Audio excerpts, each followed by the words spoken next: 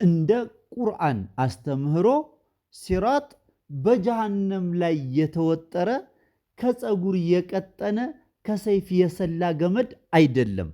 ቢስሚላህ ራህማን ራሒም። አሰላሙ አለይኩም ወራህመቱላሂ ወበረካቱ። ውድና የላቃችሁ እህት ወንድሞቼ እንዴት ናችሁ? ሰላም ናቸው? ያው በርዕሱ ላይ እንደተመለከታችሁት ሲራጥ የሚለው ቃል በቁርአን ውስጥ 45 ቦታ ተጠቅሷል። ከ45ቱ 39 ቦታ ላይ በጥሩ ሁኔታ ነው ወይንም ፖዚቲቭ የሆነ ጎን ይዞ ነው የተጠቀሰው። በ5 ቦታ ላይ ደግሞ ኔጌቲቭ ወይንም መጥፎ ይዘታ ይዞ ነው የተገለጸው። አንድ ቦታ ላይ ደግሞ የውመል ቂያማ ላይ የትኛው መንገድ ጥሩ የትኛው መንገድ መጥፎ መሆኑን አላህ ይፈርዳል በሚል ነው የመጣው። ታዲያ ይህን ያክል ቦታ ሲራጥ ስለሚለው ቃል መንገድነትን ብቻ ቁርአን ጠቁሞ ያለ በሐዲስ መዛግብቶቻችን ላይ አንድም ቦታ ቁርአንን ያስታከከ መቼም ረሱላችን ሰለላሁ ዐለይሂ ወአሊህ የመጡት ቁርአንን ሊያስተምሩ ነው ተብሏል። ቁርአን ደግሞ ይህን ያክል 45 ቦታ ሲጠቅስ ሲራጥ የሚለውን ቃል መንገድ የሚል ትርጓሜ ብቻ ነው ይዞ የመጣው። ታዲያ በሐዲስ መዛግብቶቻችን ሲራጥን ከሰይፍ የሰላ ከፀጉር የቀጠነ የሚለውን ትርጉም እንዴትና ከማን ተይዞ ሊመጣ ቻለ ነው ትልቁ ጥያቄ። ኢንሻአላህ በስተመጨረሻ በቁርአን የመጡትንም 45ቱንም ቦታዎች እንሆላችኋለሁ። አሁን ግን በቁርአን ላይ ሲራጥ የሚለውን ቃል ምን እንደሆነ ትርጉሙ ያው መንገድ ነው፣ ምን አይነት መንገድ የሚለውን በግልጽ ያስቀመጠበት አንድ የቁርአን አንቀጽ አለ።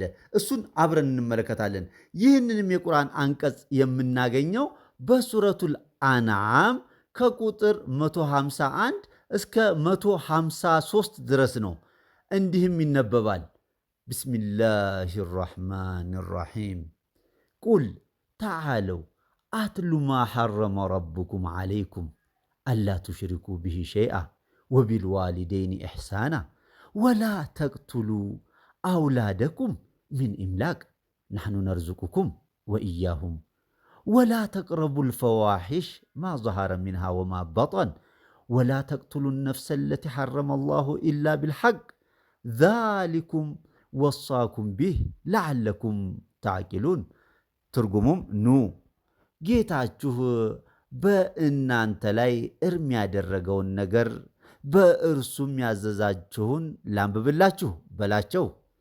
በእርሱ በአላህ ምንንም ነገር አታጋሩ፣ ለወላጆችም በጎ ሥራን ስሩ፣ ልጆቻችሁንም ከድህነት ፍራቻ አትግደሉ፣ እኛ እናንተንም እነርሱንም እንመግባችኋለንና መጥፎ ሥራዎችንም ከእርሷ የተገለጸውንም የተደበቀውንም ሁሉ አትቅረቡ። ያችንም በአላህ እርም ያደረጋትን ነፍስ በሕግ ቢሆን እንጂ አትግደሉ። ይህን ታውቁ ዘንድ አላህ በእርሱ አዘዛችሁ ይላል። በቁጥር 152 ላይ ደግሞ ወላ ተቅረቡ ማለል የቲሚ ኢላ ቢለቲ ሂየ አሕሰን ሐታ የብሉገ አሹዳ ወአውፉል ከይል ወልሚዛን ቢልቅስጥ ላ ኑከልፉ ነፍሰን ኢላ ውስዓሃ ወኢዛ ቁልቱም ፈዕዲሉ ወለው ካነ ዛ ቁርባ ወቢዓህድላሂ አውፉ ዛሊኩም ወሳኩም ቢሂ ለዓለኩም ተዘከሩን። ትርጉምም የየቲምንም ገንዘብ ብርታቱን አካለ መጠን እስኪደርስ ድረስ በዚያች እርሷ መልካም በሆነች ሁኔታ እንጂ አትቅረቡ። ስፍርንና ሚዛንን በትክክሉ ሙሉ። ነፍስን ችሎታዋን እንጂ አናስገድድም። በተናገራችሁም ጊዜ በዘመዶቻችሁ ላይ ቢሆን እንኳን እውነትን በመናገር አስተካክሉ፣ በአላህም ቃል ኪዳን ሙሉ። እነሆ ትገሰጹ ዘንድ በእርሱ አዘዛችሁ ይላል። ቁጥር 153 ላይ ልብ አድርጉችን። ቁጥር 153 ላይ ያለችውን እስካሁን የተነጋገርነውን የአላህን ትእዛዛቶች ምን ብሎ እንደጠራው ቁጥር 153 ላይ እናገኘዋለን። ወአነ ሃዛ ሲራጢ ሙስተቂመን ፈተቢዑህ ወላ ተተቢዑ ሱቡል ፈተፈረቀ ቢኩም አን ሰቢሊህ ዛሊኩም ወሷኩም ቢህ ለዓለኩም ተተቁን። ልብ አድርጉ። ይህም ቀጥተኛ ሲሆን መንገዴ ነው፣ ተከተሉትም፣ መንገዶቹንም አትከተሉ። ከቀጥተኛው መንገድ እናንተን ይለያያችኋልና እነሆ ትጠነቀቁ ዘንድ በርሱ አዘዛችሁ ይላል። እንግዲህ ፈጣሪያችን አላህ ሲራጥ ለዚነ አንዓምተ ዓለይሂም ብሎ ያዘዘው ከዚህ በፊት የሰማችኋቸውን ትእዛዛቶች ሆኖ እናገኘዋለን። ሲቋጨው ምንድን ያለው? ወአነ ሃዛ ሲራጢ ሙስተቂመን ፈተቢዑህ፣ ይህም ቀጥተኛው ሲሆን መንገዴ ነው አለ። ታዲያ በምን ሂሳብና ከየት መጥቶ ነው ስለ ሲራጥ እንዲህ አይነት አስፈሪና አስደንጋጭ የሆኑ ነገሮችን በሐዲስ ደረጃ መጥቶ ልናገኝ የቻልነው? አንድ ሰው የውመል ቂያማ አላህ ፊት ለፍርድ ይቆማል። ፍርዱ ምንም ይስራ እዛው ይጨርሳል። የጀነቱ ወደ ጀነት፣ በቀኝ የሚሰጠው በግራ የሚሰጠው ወደ ጀሃነም ቀጥታ ይሄዳል።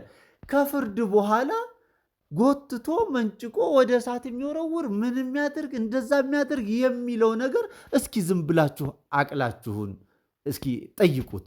አለቀ። እዛ ጋር አላህ ፊት ቁመን ፍርዱ አልቋል። ከዛ በኋላ ያለው የጀነቱ ወደ ጀነት፣ የጀሃነሙ ወደ ጀሃነም ነው። እንዴት ነው መንጠቆ እንትኑ ሊባል የቻለው? ብቻ ሁሉም ልብ ያለው ልብ ይበል ይላለው። ፕሮግራሜ ከማጠናቀቄ በፊት እዚህ አሁን በስክሪኑ ላይ የምትመለከቱት እንግዲህ ተመልከቱት። እነዚህ ሁሉ ሲራጥ በሚለው ዙሪያ በቁርአን ላይ ወደ 45 ቦታ የተገለጹ ናቸው። ተመልከቷቸው። እነዚህን እያንዳንዱን አያዎች ሂዳችሁ የአማርኛ ትርጉሙ ጋር አረበኛ ትርጉሙ እንኳን ማንችል ሰዎች ሂደን መመልከት እንችላለን።